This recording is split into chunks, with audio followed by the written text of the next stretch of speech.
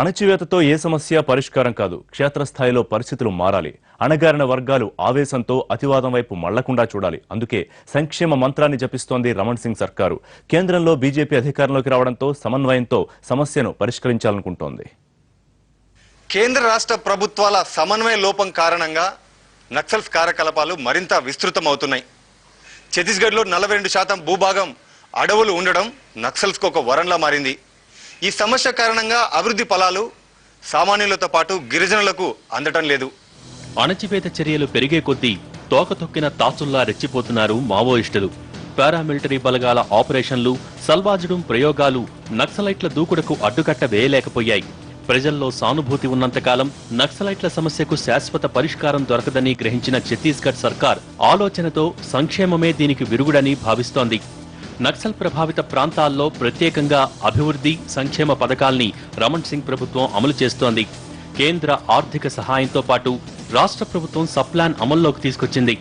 సర్గుజా, జస్పూర్, రాయ్గఢ్, దంతెవాడ, బస్తర్, సుక్మా, ఉదయ్పూర్ ఏరియాల్లో ప్రాథమిక సాంకేతిక విద్యా సదుపాయాలతో పాటు విద్యుత్ సరఫరా ఉండేలా జాగ్రత్తలు తీసుకుంటోంది. అడవుల వినియోగం, చెట్ల పెంపకం, కూరగాయల పెంపకంలో మారుమూల ప్రాంతాల గిరిజనులకు ప్రత్యేక శిక్షణ ఇస్తోంది. అక్రమ తవ్వకాలు అడ్డుకోవడంపై ప్రజల్లో అవగాహన కల్పించేందుకు సదస్సులు, మొబైల్ హెల్త్ క్లినిక్లు ఏర్పాటు చేస్తోంది. తాగునీటి ఇబ్బందులు తీర్చడంతో పాటు గిరిజన సంప్రదాయాల పరిరక్షణకు ప్రత్యేక చర్యలతో నక్సల్ ప్రభావిత ప్రాంతాల ప్రజల మనసులు చూరగొనే ప్రయత్నాల్లో ఉంది రమణ్ సింగ్ సర్కార్. गवर्नमेंट बहुत इफेक्टिवली नक्सल प्रॉब्लम को टैकल कर रहा है. That is a very different issue और सेंसिटिव है, और जिस सेंसिटिविटी से गवर्नमेंट को उसको टैकल करना चाहिए गवर्नमेंट टैकल कर रही है. बहुत जल्दी हमको लगता है इस बारे में सोल्यूशन भी आ जाएंगे सामने. और ऐसा भी नहीं है कि ये डेवलपमेंट नहीं हुआ. नक्सल एरिया भी जो था, नक्सल अफेक्टेड एरिया, वहाँ पर भी गवर्नमेंट ने अपनी डेवलपमेंट को पहुँचाने की कोशिश की है. काफ़ी हद तक गए भी हैं. हमने देखा वहाँ से भी बच्चे निकल कर बाहर आ रहे हैं, काम कर रहे हैं. तो वो हो रहा है. ఛత్తీస్గఢ్లో నక్సల్ సమస్య ఈనాటిది కాదు.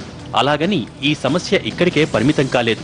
కాకపోతే చిన్న రాష్ట్రమైన రాజకీయ అనిశ్చితి లేకపోవడంతో పెనుసవాలను కూడా సమర్థంగా ఎదుర్కొనేందుకే ప్రభుత్వం ప్రయత్నించింది.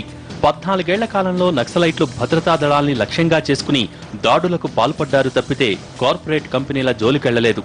పరిశ్రమల నిర్మాణాల్ని మావోయిస్టులు అడ్డుకోకుండా, కిడ్నాప్లు, బెదిరింపులకు పాల్పడకుండా ఛత్తీస్గఢ్ సర్కార్ జాగ్రత్తలు తీసుకుంది. చాలా సందర్భాల్లో రాజకీయ నాయకుల్ని మావోయిస్టులు టార్గెట్ చేసుకున్నా పాలనాపరంగా రమణ్ సింగ్ సర్కార్ వెనకడుగు మాత్రం వేయలేదు. సివిల్ పోలీస్ విభాగంలో సంస్కరణలతో నేరాలు జరగకుండా కట్టుదిట్టమైన చర్యలు తీసుకుంటోంది తప్ప నక్సల్స్ విషయంలో మాత్రం ఇటీవలి కాలంలో ఎలాంటి తొందరపాటు నిర్ణయాలకు తావివ్వడం లేదు.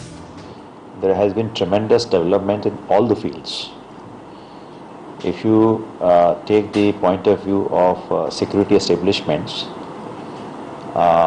there has been a tremendous development of the police department.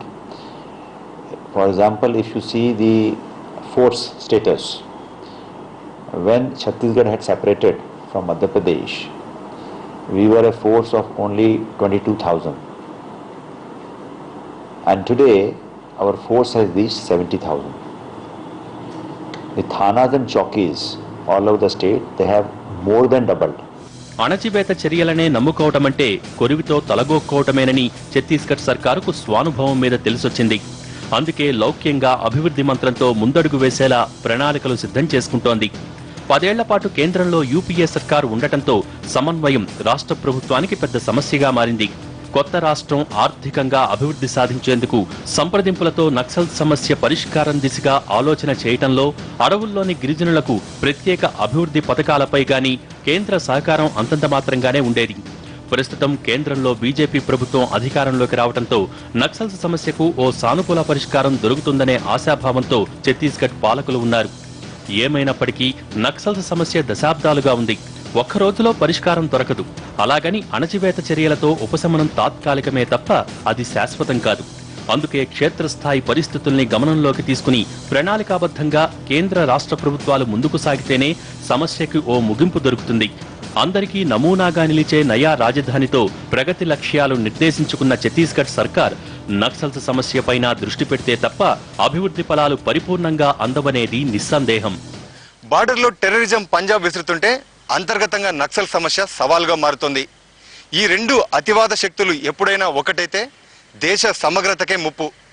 కేంద్ర రాష్ట్ర ప్రభుత్వాలు సమన్వయంతో నక్సల్ సమస్యను అరికట్టాల్సిన అవసరం ఎంతైనా ఉంది. అయితే నక్సల్ సమస్య ఛత్తీస్గఢ్కి మాత్రమే పరిమితం కాదు. ఇది ఛత్తీస్గఢ్పై స్పెషల్ ఫోకస్. నమస్తే.